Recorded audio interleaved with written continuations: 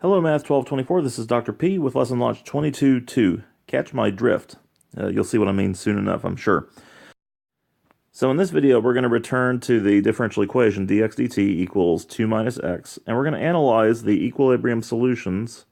Analyze the equilibrium solution, because there's actually only one of them for this equation. Equilibrium solution graphically. Last time we did it numerically, and we also sort of did it symbolically, just thinking about the relationship between x and the rate of change of x. But here we're going to analyze the equilibrium solution graphically. The way that we're going to do that is we're going to construct a slope field. This is similar to what we did in class the other day. I'm going to just pick some points in the coordinate plane here, the tx plane, which is my favorite coordinate plane, for reasons you can probably figure out. We're going to pick some points, and we're going to plot slopes at those points. Okay, now I don't want to clutter up this picture with too many numbers, so I want you to assume here every hash mark means 1 unit, okay? We should never assume that without saying it, but here I'm saying it. So every hash mark is 1 unit. All right, so now let us plot some slopes. So let's take this point, for example. This is the point 1, 0, t equals 1, x equals 0. What's the slope there? Well, to find the slope, I use the differential equation and say my slope, dx dt, is going to be 2 minus whatever x is. And at that point, x is 0. So the slope there is going to be 2. So I'm going to draw something with a slope of 2 as near as I can get it. There we go. Okay. What about at this point? Well, at that point, x is still 0. You'll notice that my dx dt doesn't, in this case, depend on t in any way. So again, I'm going to have a slope of 2. And that's going to be true at every point on this line, the line x equals 0. It's kind of weird having x equals 0 actually be a horizontal line, but that's what it is when x is on the vertical axis. Okay, what about at this point here?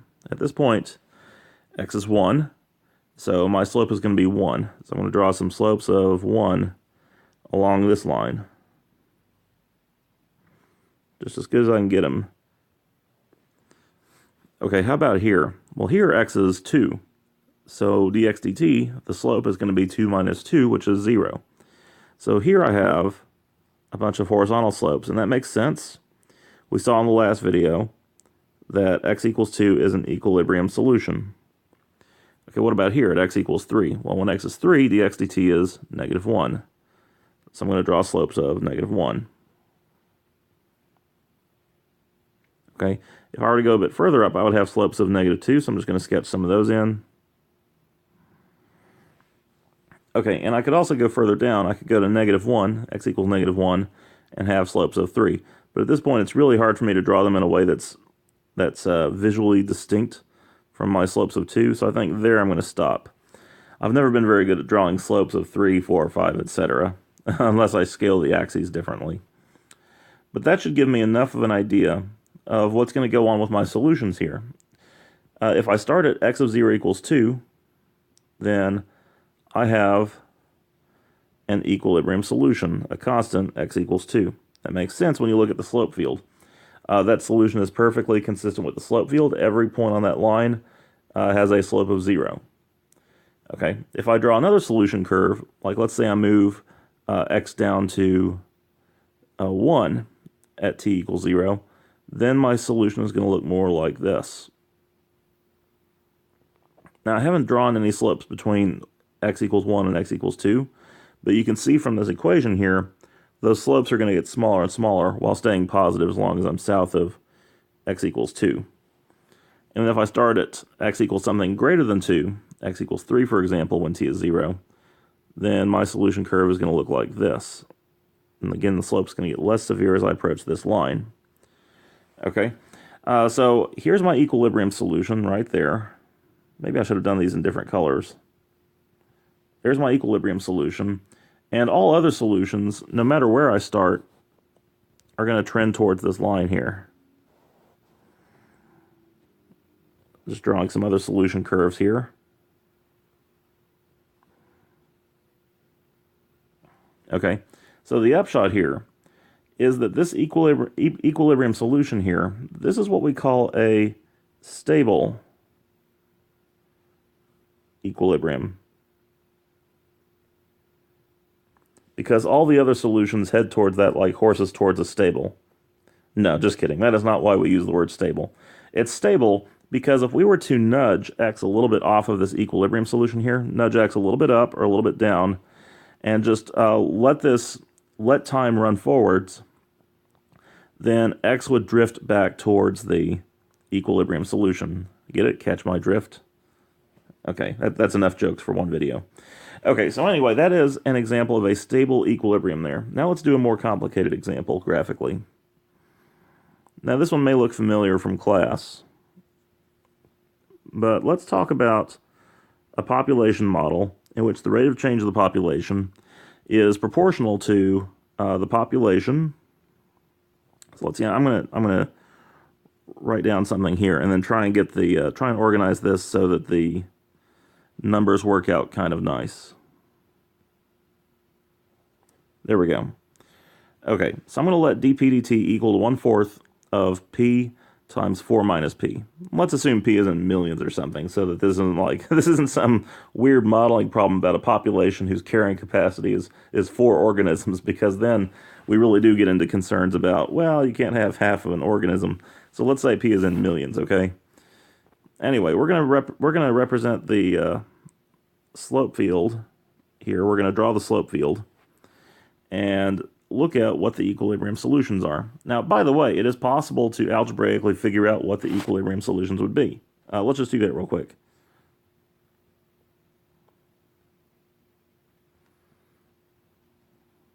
Okay, so what are the equilibrium solutions? Well, again, an equilibrium solution is any solution that is a constant function. And if that solution is a constant function, and if it's going to work in this differential equation, then, well, dp dt is going to have to be 0 because we're talking about a constant function, and that's going to have to equal 1/4 times c times 4 minus c, because that's what we're assuming p is for all values of t. And then eventually what you realize is that 0 has to equal c times 4 minus c, and if 0 is the product of those two numbers, then, well, we must have, changing colors here, must have c equals 0 or c equals 4. Now, from a biological point of view, you might think these kind of make sense as equilibrium solutions, because if you have a population of 0, then there's nobody around to reproduce.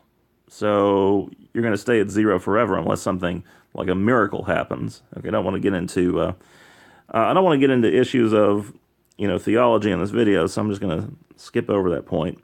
And then what about when c is 4? Well, if that's my carrying capacity for 4 million organisms, then think about what happens if I nudge the population down a little bit or up a little bit. If I nudge it down, then the population is going to start reproducing to make up. If I nudge up a little bit, then reproduction will slow down, death rates will probably continue, and we will sort of head back towards that carrying capacity equilibrium.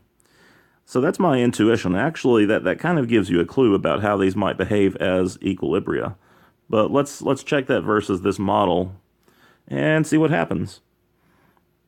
All right, so again, I'm going to draw enough hash marks here to get myself going.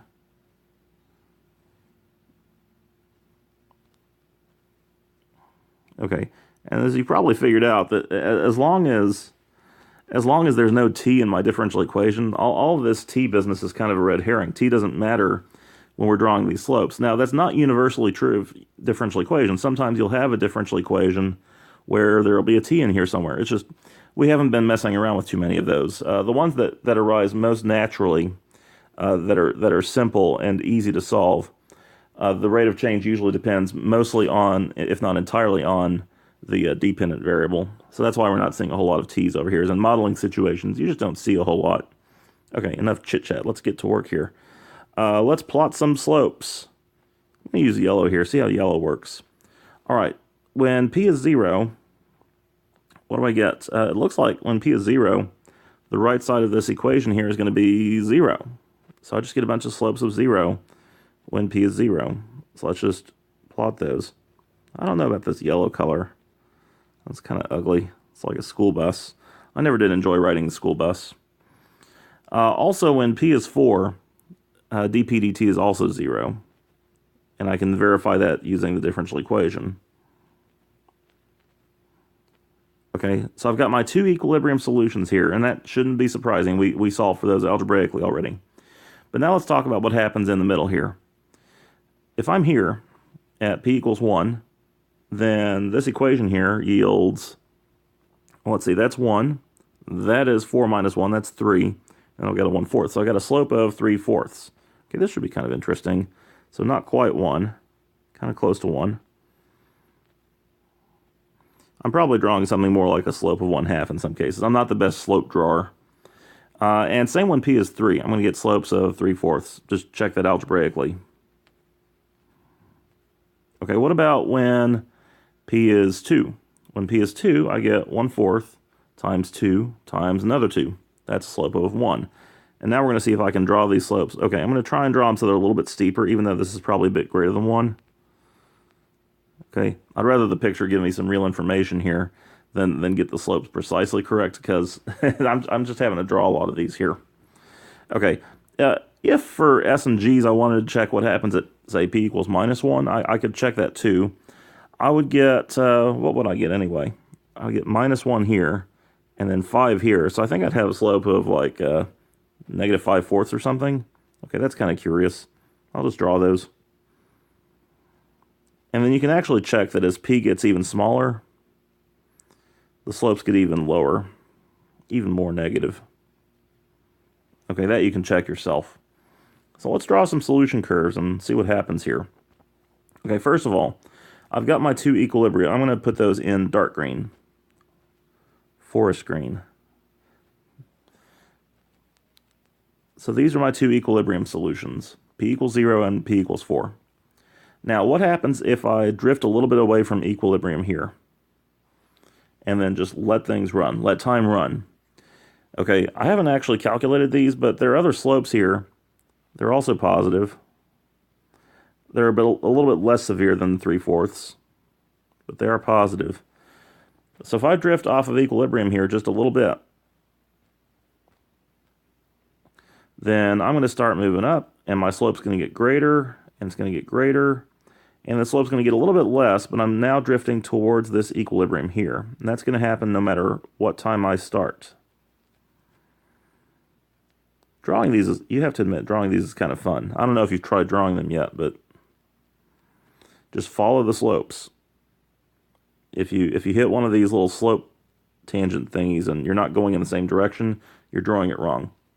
Okay, so the point of all of this is that if I drift off of this equilibrium a little bit, this one here, and go up a bit, or go down a bit, even though that would be unrealistic in a population model, I suppose. You can't have negative population. But if I drift off a little bit, I'm going to drift away from the equilibrium solution. All right, so that makes this equilibrium here, move over and give myself room to write this, that makes this P equals 0. It's an unstable equilibrium. It's unstable because if I move a little bit off of that equilibrium, my solution curve is going to drift away from it as time advances. And then this one here again, as you can probably figure out, now I didn't draw any slopes for P greater than 4, but I could have done that too. And I think those would have been, actually they might have been more severe than, I think they're -5/4 if I draw it at P equals 5. So if I drift off of this equilibrium, the one at P equals 4, in either direction, I'm just going to wind up back at my equilibrium here, or close to it anyway. So solutions that are bumped off of P equals 4 by just a little bit are going to drift back towards P equals 4. That makes P equals 4, that is a stable equilibrium. Okay, so the point of this video was to show how we can analyze the stability or instability of an equilibrium graphically. I hope that's accomplished that. So anyway, in class we're going to learn how to solve these differential equations symbolically. Man, those are some nice pictures. I should print this and frame it and put it up on my refrigerator. Well, I guess I wouldn't frame it if I were going to put it on the fridge. I'd just put a magnet up or something. Well, I'll think about that later. Anyway, see you in class.